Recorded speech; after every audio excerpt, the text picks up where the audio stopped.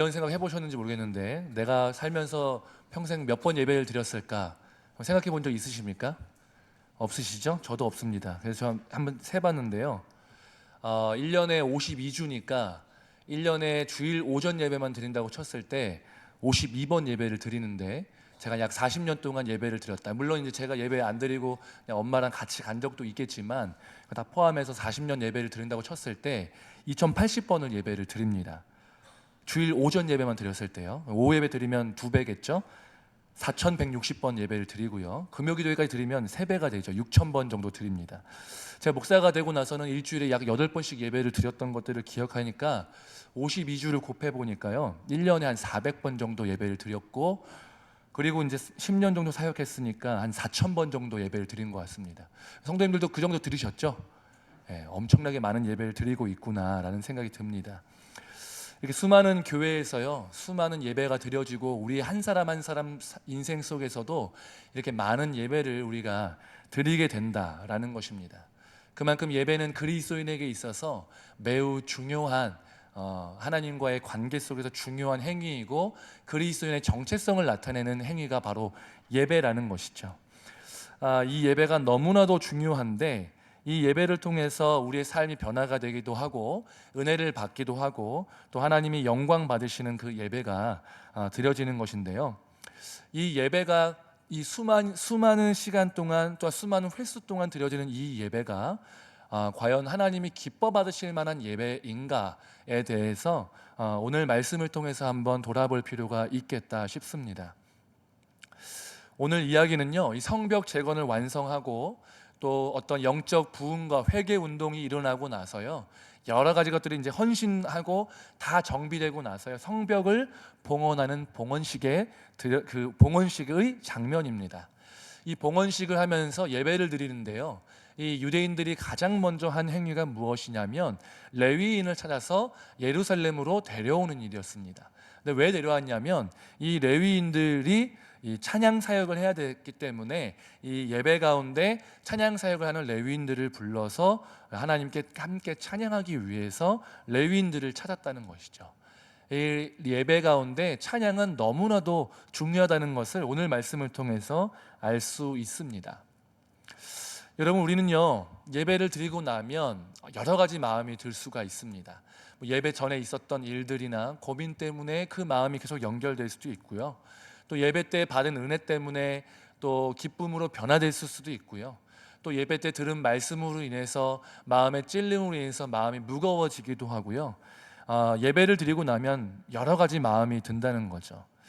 그렇게 했을 때 우리가 예배를 드리고 나서 각자가 스스로 오늘 예배가 좋았다, 오늘 예배는 별로였다, 오늘 예배는 실패했다, 여러 가지 평가가 드러내진 않더라도 속으로 이제 내려진다는 것이죠. 그럼 우리는 이런 질문을 던질 수가 있습니다. 나의 예배는 실패했는가, 성공했는가? 이 질문을 던지게 되면요, 또 어떤 질문을 던져야 되냐면요, 성공은 무엇이고 무엇이 실패인가? 라는 생각을 해볼 필요가 있다는 거죠. 은혜를 받으면 성공한 예배일까요? 그럴 가능성이 매우 높습니다. 감격이 있으면 성공한 예배일까요? 그럴 가능성이 높습니다. 예배를 드리고 나서 기쁨이 가득하면 성공한 예배일까요? 그럴 가능성이 높습니다. 그러나 간과하는 것이 있습니다. 왜냐?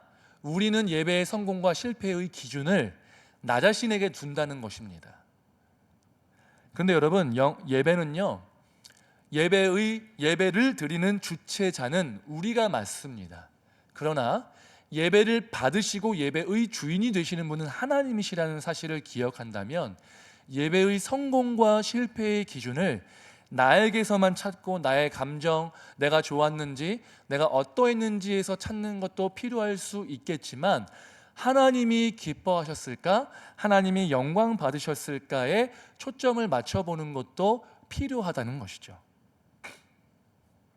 종교개혁 이후에요, 우리가 드린 예배의 구성 중에서 시간의 분량이나 의미적으로 가장 비중을 많이 차지하는 것은 설교입니다.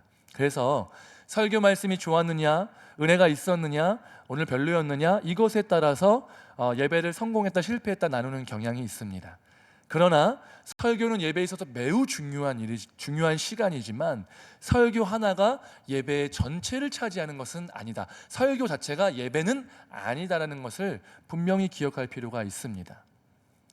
이거는 저의 설교를 방어하기 위한 밑밥가는 게 아닙니다. 그게 아니라 저는 이 예배가 제가 드리는 예배뿐만 아니라 성도님들이 드리는 예배를 위해서라도 기도하면서 성실하게 최선을 다해서 준비할 의무와 책임이 있습니다.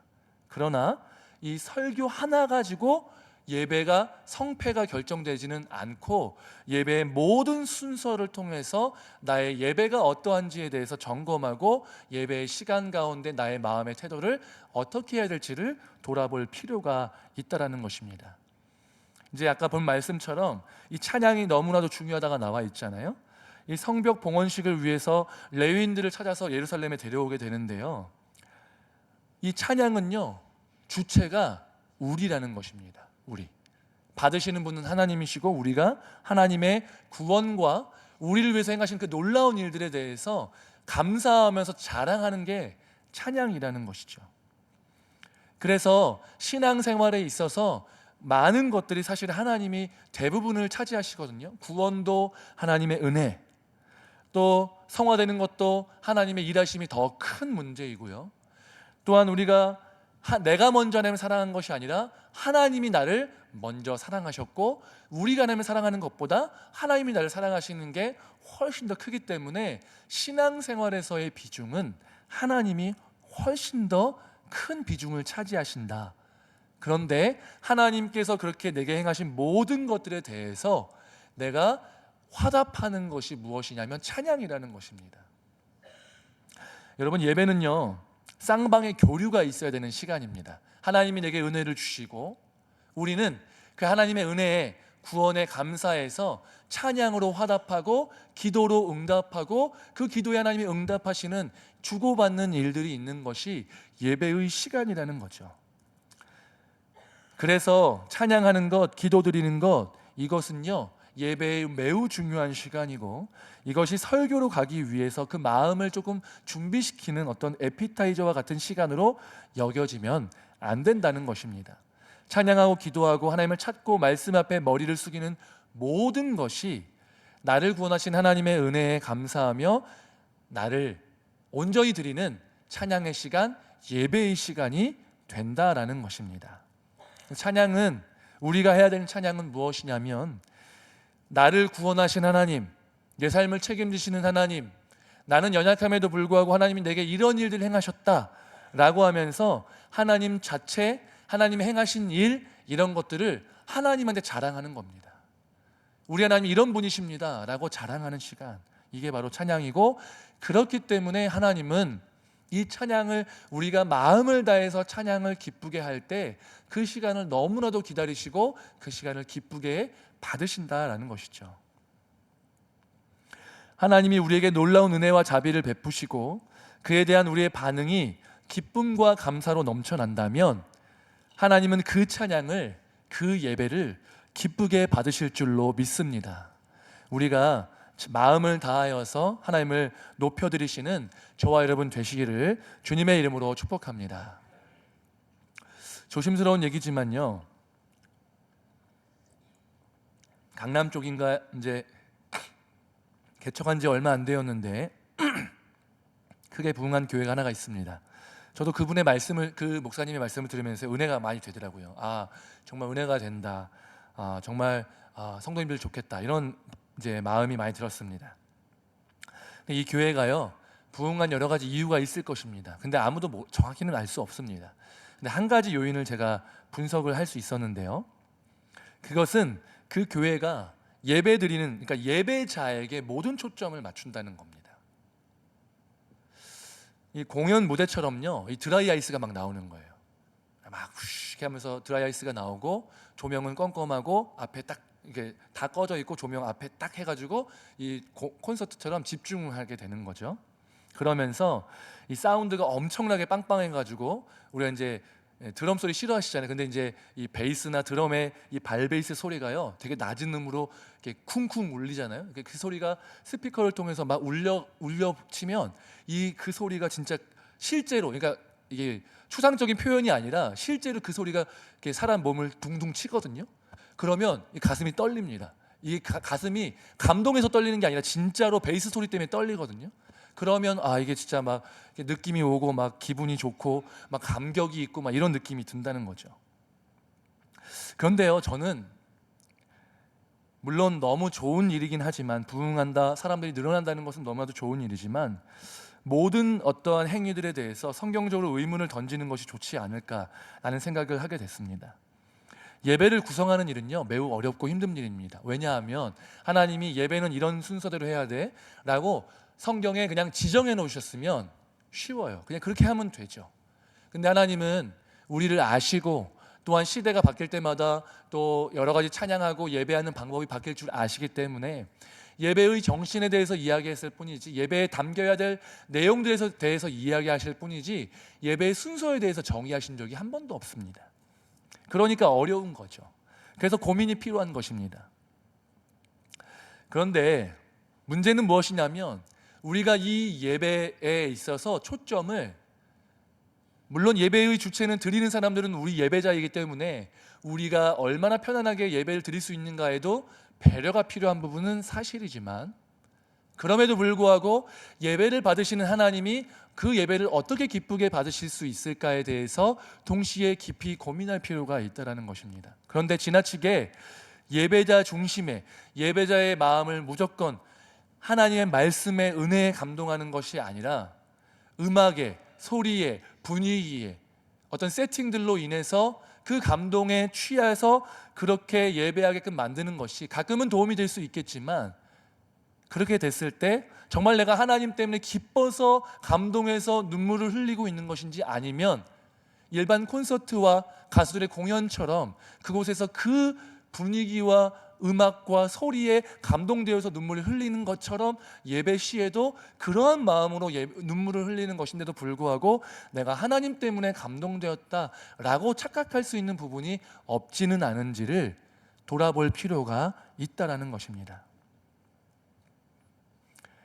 우리가 이 예배가 마치 우리의 기호에 따라서 모든 것들이 기호에 맞추어지게 된다면, 우리가 예배를 선택할 때도 우리의 기호에 따라서 선택하게 된다면, 우리가 예배를 쇼핑몰에서 물건을 구매하거나 우리의 마음을 즐겁게 해주기 위해서 모든 것을 맞춰주는 콘서트나 TV쇼처럼 쇼핑하듯이, 소비하듯이 예배를 대하게 될 위험성이 다분하게 있다라는 것입니다. 예배에 있어서 가장 중요한 것이 내 마음의 즐거움과 감격입니까? 아니면 나를 사랑하셔서 구원하신 하나님에 대한 진정한 감사와 그에 동반된 사랑과 헌신입니까? 우리의 예배가 하나님께 초점이 맞추어진 예배가 되어서, 물론 우리에게도 초점이 어느 정도 맞춰져야 되겠지만, 하나님께 초점이 맞추어져서 하나님이 기뻐 받으시며 하나님이 영화롭게 되는 예배가 되기를 주님의 이름으로 축복합니다. 그런데 우리가 하나님께 적극적으로 찬양하고 예배를 드릴 때 사실은 기쁨으로 드리고 감사로 드리기 위해서는요, 그 이유가 반드시 존재해야 됩니다. 여러분, 예배와 찬양이 감사, 또한 즐거움, 기쁨, 자랑 이런 거라고 했잖아요. 근데 그냥 기뻐하십시오 라고 한다고 해서 기뻐할 수 있겠냐는 것입니다. 아무 이유 없이 기뻐하고 아무 이유 없이 감사하는 것이, 그게 신앙이 아니라는 거죠. 우리가 감사하고 찬양하고 기뻐할 수 있는 이유가 있는지를 돌아볼 필요가 있다는 것입니다. 오늘 말씀에서는요, 유다인들이 왜 성벽 봉헌식을 하면서 기쁨으로 찬양하고 또 하나님을 즐거워했습니까? 성벽을 봉헌했기 때문에 그렇습니다. 성벽을 봉헌했다, 무슨 의미일까요? 성벽 재건을 했죠. 성벽 재건을 이루셨다, 하나님이 이루셨다는 것입니다. 성벽 재건은 하나님께서 당신의 나라인 하나님의 공동체인 이 이스라엘을 회복하셨다라는 그 완수의 의미가 있습니다. 근데 이게 쉬운 일이었습니까? 어려웠죠. 불가능한 일이었습니다. 시작부터 불가능했습니다. 느헤미야가 이 예루살렘 성벽이 무너져 있고 예루살렘에 있는 거민들이 정말 형편이 안 좋다는 사실을 듣고 그 사실에 의해서 눈물을 흘리고 그것을 위해서 금식하고 기도했을 때 하나님이 그 느헤미야를 들어서 사용하셔서 왕의 마음을 움직이시고 상황을, 불가능했던 상황을 하나하나 변화시켜 주시면서 이 일들을 이루셨는데 이 일들이 그냥 된 것이 아니라 고생한 것, 그냥 고생했다 이 정도가 아니라 불가능했는데 하나님이 시작하셨고 하나님이 그 과정 속에서 죽음의 위협, 방해의 위협, 그 모든 것들을 다 이겨내게 하셔서 결국에는 하나님이 이루셨습니다 라는 하나님의 일하심에 대한 감사, 그 신앙의 고백이 이 성벽 봉헌 가운데 담겨 있다는 것입니다. 그러니까 찬양하고 예배할 수 있었던 것입니다. 그렇다면 우리가 예배해야 될 이유는 무엇인가? 우리가 찬양해야 될 이유는 무엇인가? 하나님께서 각자의 삶 가운데 일하신 것들을 기억하며 거기에 감사하며 찬양하고 예배하는 일들이 필요하다는 것입니다. 하나님이 우리에게 행하신 일들이 무엇입니까? 가장 첫 번째로는 하나님이 우리를 구원하셨다는 것입니다. 예수 그리스도의 보혈로 말미암아 구원하셔서 우리를 하나님의 자녀 삼아 주셨기 때문에 우리가 이 자리에 있을 수 있게 되었다는 사실, 그것 때문에 우리가 하나님을 예배하고 하나님께 감사와 찬양을 드릴 수 있게 되었다는 것입니다. 구원하고 끝났습니까? 그렇지 않죠. 하나님의 자녀 삼아 주셔서 그 이후에 우리의 삶을 책임지셨습니다. 우리가 깨닫든지 깨닫지 못하든지 간에 우리 삶을 책임지셨고, 우리가 기도했을 때 응답하셨으며, 내가 건강을 유지하는 것도, 또한 사업이 유지되는 것도, 또한 내가 직장에 다니는 것도, 그 모든 것들이 당연하다고 느껴질 수 있겠지만 사실은 하나님이 내게 은혜를 베푸시고 그 은혜 때문에 지금까지의 삶이 이렇게 이어져 나가고 있다는 사실을 기억하고 깨달을 필요가 있다는 것이죠. 그것을 진정으로 깨닫게 되고 하나님 나를 구원해 주신 그 구원이 감사하게 된다면 우리의 찬양이 바뀌게 될 것이고, 우리의 예배가 더욱더 바뀐 예배로 하나님께 드려질 수 있게 된다는 것입니다. 그리고 예배 가운데 필요한 것은 또 무엇이냐면, 여러분, 성결한 준비가 필요합니다. 정결한 준비가 필요하다는 거죠. 오늘 말씀 12장 30절 말씀에 기록되어 있는 말씀을 함께 읽었으면 좋겠습니다. 함께 읽겠습니다. 제사장들과 레위 사람들이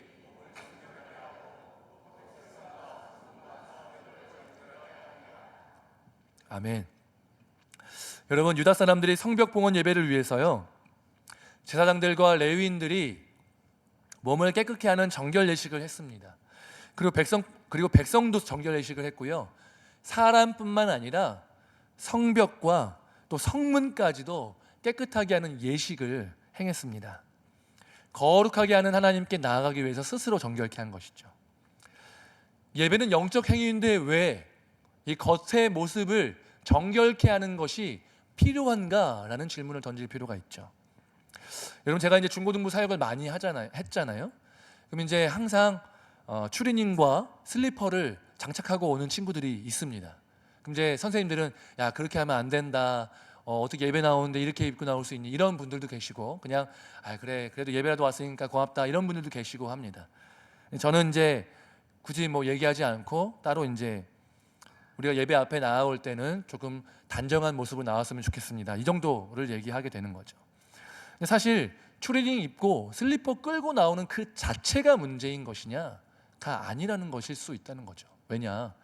추리닝을 입고 슬리퍼를 끌고 나왔다는 것 자체가 이 예배에 나오기 위해서 별다른 준비가 없었다.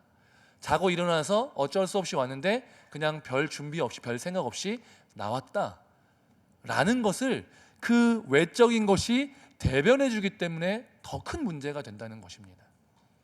사실 우리가 외모를 열심히 꾸미는 게 중요한 것이 아니라 왜 꾸미냐는 거예요. 이렇게 내가 정장을 입고 머리를 다듬고 세수를 하고 화장을 하고 이러한 모든 과정들이 준비함을 통하여서 하나님 앞에 준비된 마음으로 나오길 원하는 마음으로 준비했을 때 그 준비가 의미가 있고, 그렇기 때문에 이 준비된 마음을 하나님이 기뻐서 받으신다라는 것이죠. 그렇다고 해서 외적인 것이 깔끔하다고 모든 것이 준비되었다는 것은 아닐 수 있습니다. 외적인 것은 준비하지만 여전히 마음이 준비되지 않을 수도 있기 때문에, 중요한 것은 외적인 것을 준비하면서 우리가 초점을 맞춰야 될 것은 우리의 마음이 하나님을 즐거워하고 하나님께 정말 나를 구원해 주신 그 은혜에 감사함으로 나의 삶을 드릴 준비로, 그런 마음으로 나오는 게 너무나도 중요하다는 것이죠. 습관적으로 반복적으로 매번 드리던 것이니까 라는 마음으로 나오는 것을 주님이 기뻐하시지 않는다는 것입니다. 우리는 그렇기 때문에 예배에 나올 때 우리의 마음을 돌아볼 필요가 있다는 것입니다. 중고등부 사역하면서 이제 복장 문제도 있지만 가장 어려웠던 것 중에 하나가 뭐냐면 지각 문제입니다. 이게 저희는 그래도 공간이 되니까 저희 이제 리제는 11시 예배를 드리잖아요. 11시에 드려도 제가 모르는데 제 예상에는 늦는 친구들이 있을 가능성이 높습니다. 근데 보통은 우리가 이제 중고등학생들은 보통 9시 예배를 드리거든요. 왜냐? 초등학생이나 유치부 애들은 혼자 오기 어려우니까 부모들이랑 11시에 예배를 와라. 그리고 중고등학생들은 혼자 올 수 있으니까 9시 예배를 와라. 라는 이제 취지에서 공간 활용을 위해서 9시에 보통 중고등부 예배를 드리는 경우가 많습니다. 제가 경험해 보니까요.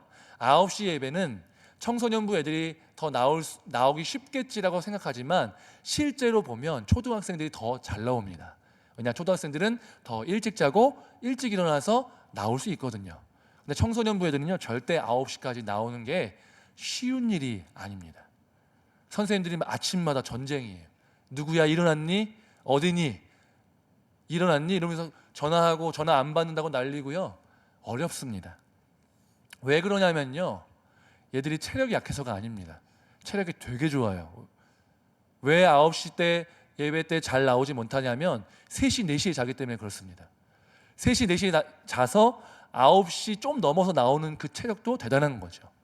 그러나 이 친구들이 이제 제가 이렇게 하면 예배 전날부터 준비하는 것도 예배의 일부다라고 계속적으로 이제 예배 캠페인을 하는데 그래도 쉽지 않습니다. 토요일 밤에 그 이튿날 드릴 흠없는 예배를 위해서 기도로 준비하는 사람의 예배와 밤 12시가 넘기까지 TV를 시청하는 사람의 예배가 동일할 수 없습니다. 예배 시작 시간 전에 미리 기도로 예배를 시작하는 사람의 예배와 예배가 시작된 뒤에 나중에 들어와서 숨을 헐떡이며 예배에 참석하는 사람의 예배가 동일할 수 없습니다. 예배는 하나님이 기뻐 받으시도록 드려져야 하는데 예배의 시간을 잘 지키지 못하고 혹은 또 예배를 드릴 때에도 우리가 찬양하고 기도하고 말씀 듣는 것에 집중하지 못하거나 집중하지 않는다면 하나님이 기뻐하시는 예배인지 아닐지는 불보듯 뻔한 일일 것이라는 얘기죠. 그렇기 때문에 우리는 우리의 예배를 향한 나의 마음을 돌아볼 필요가 있습니다. 예배를 위해서 성결한 준비가 필요하다는 오늘 말씀에는요, 회개가 필요하다는 것을 그런 의미를 동반하기도 합니다. 예배 오기 전에 우리는 회개해야 하고요, 예배 가운데서도 공적인 회개가 필요합니다. 그래서 제가 아까 예배 순서 가운데 합심기도를 넣고 그 시간에 우리의 죄를 위해서 지나왔던 삶의 회개, 또한 내가 예배 자리 가운데 나왔을 때 어떤 마음으로 나왔는지를 돌아보고 회개하는 것들이 필요하기 때문에 예배 시간이 들어가는 것입니다.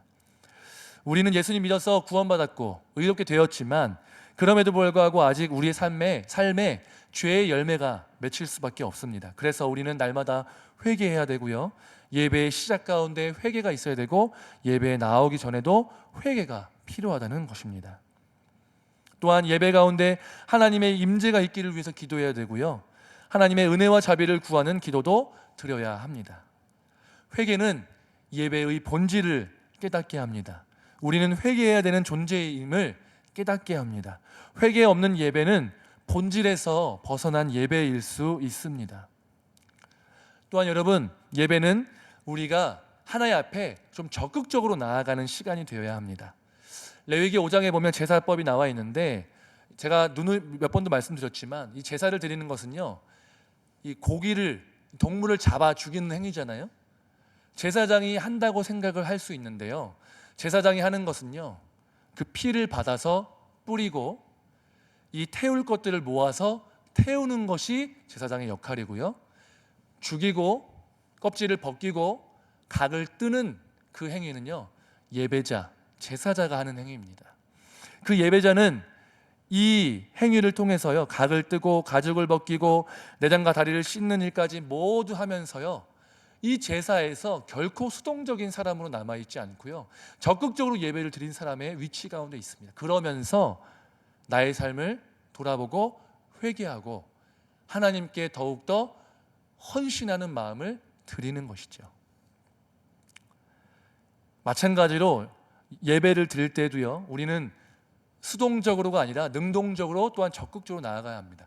찬양이 그렇기 때문에 찬양할 시간이 더욱더 필요하고요, 우리의 입술을 열어서 기도하는 시간이 필요하고요, 또한 그 시간도 좀 길어야 되고, 그때에도 우리의 마음이 그냥 예배 시간에 찬양하는 것이니까 앞에 가사를 보면서 따라하는 것이 아니라 그 가사 하나를 묵상하면서 그 고백이 나의 고백이 되기를 바라야 되고요, 말씀을 들을 때에도 그 말씀을 수동적으로 듣고 그냥 좋네, 오늘 좀 지루하네, 오늘은 좀 재미있네, 뭐 이것도 생각하셔도 되는데요, 문제는 뭐냐면 그 말씀에서 해석된 말씀, 이 성경에 있는 이 말씀이 목사를 통해서 해석되어서 선포되는 그 말씀 가운데 나의 삶을 하나하나 비추어 보아서 내가 지금 어떻게 하나님께 헌신할까, 어떻게 하나님을 기쁘게 하는 삶을 살까, 어떻게 하면 승리하는 삶을 살까를 고민하면서 다짐하고 헌신하는 그러한 능동적인 예배의 시간이 되기를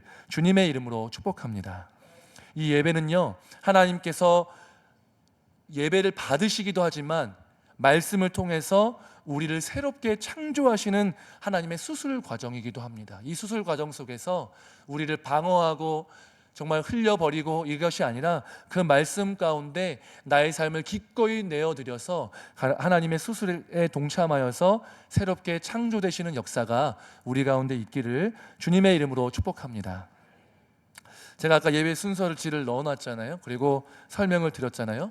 이 예배가 최고다? 절대 아닙니다.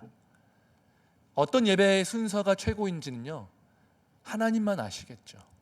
제 예상으로는요, 예배의 순서에 따라서 이게 최고다라고 말씀하시기보다는 그 예배의 형식을 통해서 우리의 마음이 진짜 마음을 더 쏟아내고 더 하나님께 더 가까이 가는 예배가 된다면 그거를 최고의 예배라고 칭하시지 않을까 싶습니다. 예배의 형식을 바꾸니까 이전 것은 별로다, 이것도 아닙니다. 변화를 통해서 우리가 익숙하고 습관적이었던 것들이 조금 더 새로워지고 예배란 이런 것이었지라고 마음이 바뀌는 것이 필요하기 때문에 변화를 한 번씩 하는 것을 제가 요청을 드리는 것입니다.